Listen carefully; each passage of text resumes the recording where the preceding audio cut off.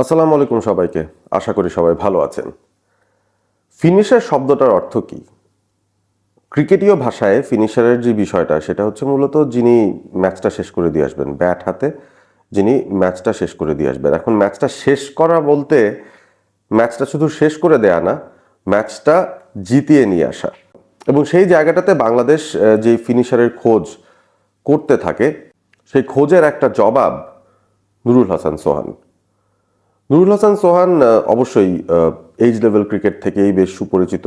সেখান থেকেই তার উইকেট কিপিং স্কিলস নিয়ে মোটামুটি বাংলাদেশের সবাই একটা ভালো ধারণা রেখেছেন। তিনি যে খুব প্রতিভাবান একজন উইকেট কিপার সেটার ব্যাপারে খুব ভালো ধারণা ছিল এবং সেই সাথে তার ব্যাটিংটাও খুবই ইমপ্রেসিভ একটা বিষয় ছিল তার ওভারঅল এই ক্রিকেটের যেই জায়গাটা রয়েছে সেই জায়গা থেকে। এবং তারপর যখন তিনি ন্যাশনাল টিম সেট আপের মধ্যে আসলেন সেখানেও তিনি সুযোগ পেয়েছেন। তবে আসলে সেই সময়টাতে বাংলাদেশ জাতীয় দলকে ডমিনেট করছিলেন মুশফিকুর রহিমের মতো তারকা ক্রিকেটাররা। তো সেই জায়গাটায় নুরুল হাসান সোহানের অ্যাজ এ উইকেট কিপার সুযোগ পাওয়াটা বেশ কঠিন ব্যাপারই ছিল বটে।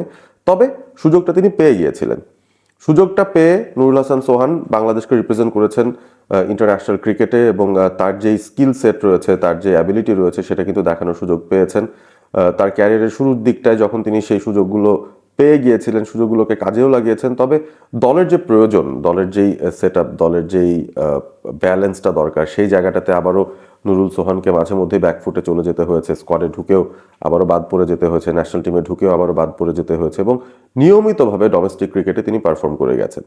এখন কিন্তু তিনি একেবারেই খুবই পরিণত একজন ক্রিকেটার। তাকে নিয়ে আলাদা করে তার ব্যাকগ্রাউন্ড গল্পটা সাজানোর তেমন বড় কিছু নেই, সবাই সবকিছু জানেন। এবং নুরুল হাসান সোহান শুধুমাত্র ডোমেস্টিক ক্রিকেটে যে দুর্দান্ত করেছেন ব্যাপারটা এমনও নয়।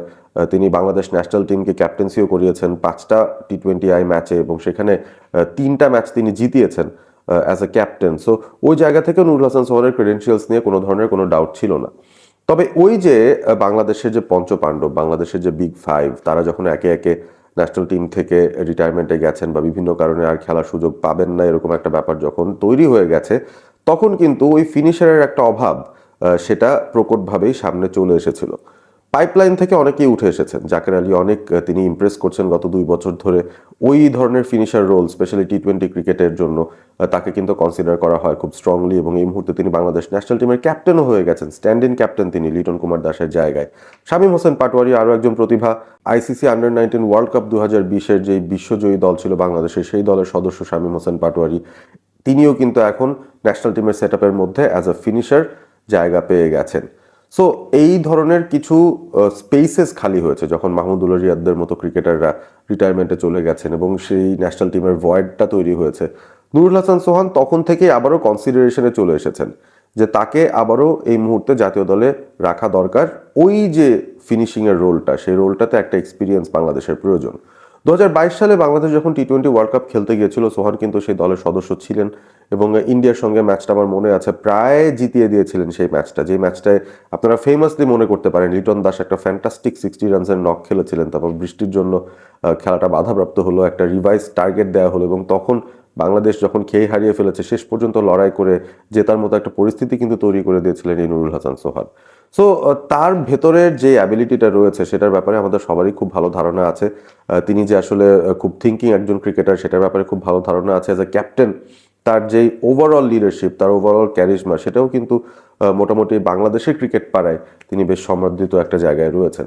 এবং রংপুর রাইডার্সকে নিয়ে তিনি যখন গ্লোবাল সুপার লিগে গেলেন সেখানে প্রথম শিরোপাটা জিতেছেন, দ্বিতীয়বার ফাইনাল পর্যন্ত গিয়েছেন, রানার আপ হয়েছেন। তারপর ধানমন্ডি স্পোর্টস ক্লাবকে তিনি যখন রিপ্রেজেন্ট করেন অ্যাজ এ ক্যাপ্টেন, তিনি সেখানেও খুব সফল ক্যাপ্টেন হিসেবে এবং সফল পারফর্মার হিসেবে ডোমেস্টিক ক্রিকেটে পদচারণা করছেন। তো তার কনসিস্টেন্ট পারফরমেন্সেসের কারণেই কিন্তু তিনি সবসময় ন্যাশনাল টিমের সেট আপের আশপাশের থাকেনি বা তার নামটা সবসময় উচ্চারিত হয় যে তিনি সুযোগ পাবেন বা সুযোগ পাওয়ার যোগ্যতা তার অবশ্যই রয়েছে এবং সুযোগটা পেলে তিনি ভালো করবেন, সেই কনফিডেন্সটা অনেকের মধ্যে রয়েছে। তার আনঅর্থোডক্স যে নেচারটা রয়েছে ব্যাটিংয়ের, হয়তো সেটার কারণেই অনেকে তাকে সেভাবে ট্রাস্ট করতে পারছেন না বা তার ফিনিশিং অ্যাবিলিটিটাকে নিয়ে বারবার প্রশ্ন করে যাচ্ছেন। তবে যখন একজন ক্রিকেটার ইন্টারন্যাশনাল সার্কিটে এসেই খুব লিমিটেড সুযোগের মধ্যেই টানা ভালো পারফর্ম করা শুরু করেন, তখন কিন্তু তাকে ডিনাই করার আর কোনো উপায় থাকে না। এই বছরই এশিয়া কাপ শুরুর আগে বাংলাদেশ একটা এ দল গঠন করেছিল, তাদেরকে টপ এন্ড টি20 খেলতে পাঠিয়েছিল এবং সেই এ দলের ক্যাপ্টেনও ছিলেন নুরুল হাসান সোহান। অবভিয়াসলি তাদের ট্যুরটা ভালো যায়নি, তবে সেখানেও দু একটা মোটামুটি নোটেবল ইনিংস তিনি খেলেছিলেন। তার আগে যখন বিপিএল খেলা হয়েছে সেখানে তিনি রংপুর রাইডার্সের ক্যাপ্টেন ছিলেন, এবং সেই বিপিএলে নুরুল সোহান একটা ওভারে যেখানে 25 রান প্রয়োজন ছিল, প্রতিপক্ষ ছিল বরিশাল এবং কাইল মায়ার্স, সেই জায়গায় তিনি 25 রান কাভার আপ করে দিয়ে রংপুরকে ম্যাচ জিতিয়েছেন। সো তার যে ফিনিশিং অ্যাবিলিটিটা রয়েছে সেটা কিন্তু আমার কাছে অনেক সময় মনে হয়েছে যে আন্ডার ইউটিলাইজ, বা তাকে যথেষ্ট পরিমাণ সুযোগ দেওয়া হয়নি বলে তিনি হয়তো সেই জায়গাগুলোতে আসলে খুব বেশি খেলারই সুযোগ পাননি। আফগানিস্তান সিরিজটা নুরুল হাসান সোহানের জন্য একটা সুখবর বয়ে নিয়ে এসেছে বই কি। আমরা কিন্তু আফগানিস্তান সিরিজে আফগানিস্তানকে 2-0 ইতিমধ্যে হারিয়ে দিয়েছি, এবং আরও একটা মাত্র ম্যাচ বাকি আছে। লিটন কুমার দাসের ইনজুরির কারণে জাকের আলী অনেক তিনি ক্যাপ্টেন্সির দায়িত্ব পালন করছেন, এবং সেখানে বাংলাদেশ কিছু পরিবর্তন আনার চেষ্টা করছে। ফ্রিঞ্জের যে প্লেয়াররা ছিলেন বা স্কোয়াডের যে খেলোয়াড়রা ছিলেন তাদেরকে সুযোগ তৈরি করে দেওয়ার চেষ্টা করছে, এবং সেই জায়গায় নুরুল হাসান সোহান কিন্তু সুযোগ পেয়েছেন। আফগানিস্তানের সঙ্গে টি-20 সিরিজের প্রথম দুটো ম্যাচই খেলার সুযোগ পেয়েছেন, এবং সেখানে দুটো খুব ইম্পর্টেন্ট নক খেলেছে যেখানে বাংলাদেশ চেজিংয়ে স্ট্রাগল করছিল, এবং ফিনিশিং করার যে কাজটা তিনি তার মতো করে গেলেন, বাংলাদেশ হেরে গেল, ব্যাপারটা কিন্তু এরকম নয়। দুটো ম্যাচেই তিনি নট আউট থেকে বাংলাদেশকে ম্যাচ জিতিয়ে বের হয়েছেন, এবং দুটো ম্যাচেই গেম চেঞ্জার একটা অ্যাওয়ার্ড থাকে, সেই দুটো ম্যাচেই তিনি সেই অ্যাওয়ার্ডটাও পেয়েছেন। অর্থাৎ প্লেয়ার অফ দ্য ম্যাচ যদিও হননি তিনি, হয়তো তার হাইয়েস্ট রান ছিল না সেই ম্যাচে, কিংবা হয়তো তার উইকেট ছিল না সেই হিসেবে, তিনি তো বোলার নন। যেমন প্রথম ম্যাচে পারভেজ ইমন টপ রান গেটার হিসেবে প্লেয়ার অফ দ্য ম্যাচ হয়েছে, দ্বিতীয় ম্যাচে শরীফুল ইকোনমিক্যাল বোলিং প্লাস লাস্টের দিকে কিছু রান তুলে দেওয়ার জন্য প্লেয়ার অফ দ্য ম্যাচ হয়েছেন। বাট সর্বোপরি আমার কাছে মনে হয় বাংলাদেশের এই দুটো ম্যাচ জয়ের পেছনে খুবই খুবই গুরুত্বপূর্ণ ভূমিকা রেখেছেন under pressure the finisher Nurul Hasan Sohan. এবং একজন ফিনিশারের বৈশিষ্ট্য কি, তিনি আসলে চাপের মুখে ভেঙে পড়বেন না, ব্যাপারটা এরকম, এবং সেই সাথে ভীষণ রকম ঝুঁকি নিতে হবে, এবং সেই সাথে প্রতিপক্ষের যে সেরা বোলাররা তারা তখন ডেথ ওভার্সে ফিরে আসেন, তাদের এগেনস্টেই কিন্তু হাই স্ট্রাইক রেটে রান তুলতে হবে। তো প্রতিবন্ধকতা যেগুলো আছে সেগুলো কিন্তু অনেক বেশি, অনেক বেশি রিস্ক নিয়ে ব্যাটিং করতে হয়। এখানে আপনি নিরাপদে ব্যাটিং করতে পারবেন না, সিঙ্গলস ডাবলস নিয়ে সেটেল ডাউন করে তারপরে আপনি বড় নক খেলে দিবেন, এই ব্যাপারগুলো করার কোনো সুযোগই নেই।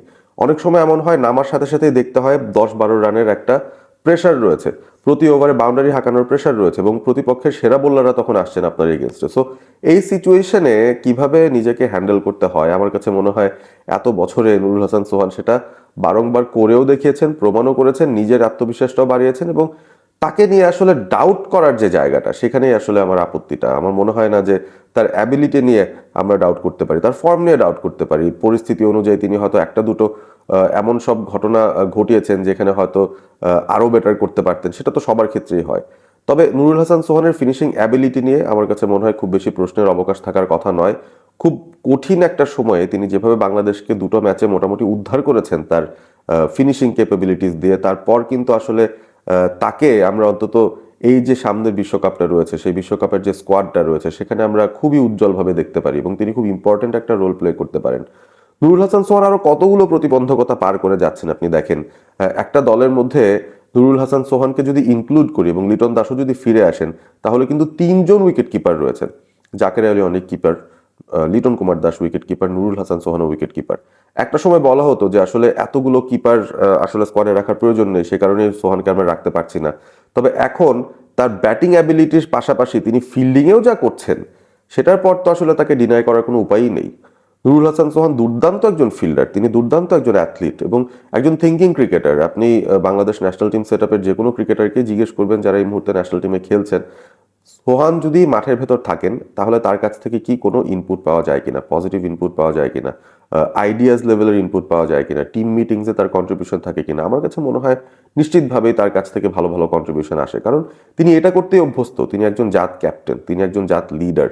তো তার ওই পজিশনটা বা তার ওই জায়গা থেকে আমার মনে হয় কন্ট্রিবিউট করার অনেক কিছু আছে, এবং বাংলাদেশ ক্রিকেটেরও এখন অনেক কিছু পাওয়ার আছে। এটাই সোহানের প্রাইম টাইম, বয়সটা 30+ হয়ে গেছে। সো আমার মনে হয় যে এই সময়টাতেই সোহানের এই বেস্ট ইউটিলাইজেশনটা বাংলাদেশ ক্রিকেট যদি করতে পারে, আমার মনে হয় ফিনিশার সোহানের মাধ্যমে বাংলাদেশ আরো অনেক জয়ের দেখা পাবে ভবিষ্যতে। বিশ্বকাপেও বেশ ভালো করার সম্ভাবনা তার রয়েছে, বাংলাদেশেরও রয়েছে।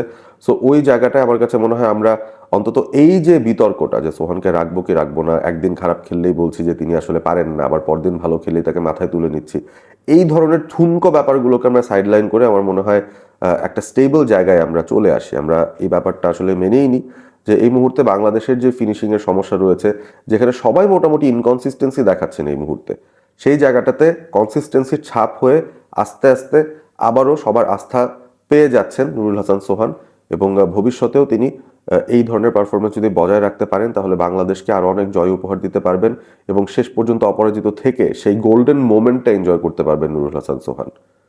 ভিডিওটি যদি ভালো লেগে থাকে অবভিয়াসলি বন্ধুদের সঙ্গে শেয়ার করবেন, কমেন্ট করে জানাবেন সোহানকে নিয়ে আপনাদের মতামতটা কি।